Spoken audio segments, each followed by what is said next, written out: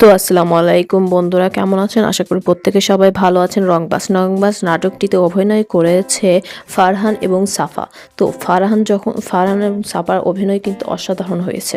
দেখা যায় ফারহান একটা সুন্দর বনের ওখানকার কিং বলতে গেলে। ও একটা গুহার মধ্যে থাকতো।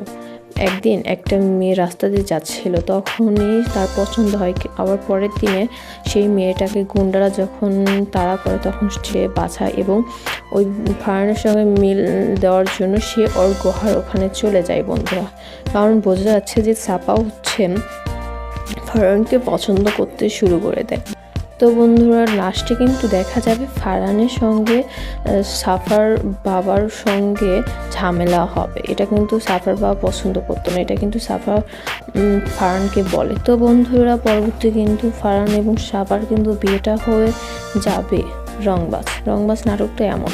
তো বন্ধুরা, আমার চ্যানেলে যদি আপনারা নতুন হয়ে থাকেন তাহলে অবশ্যই আমার চ্যানেলটি সাবস্ক্রাইব করে পাশে থাকবেন, লাইক কমেন্ট শেয়ার করবেন। আল্লাহ হাফেজ বন্ধুরা, ভালো থাকবেন, সুস্থ থাকবেন, ধন্যবাদ।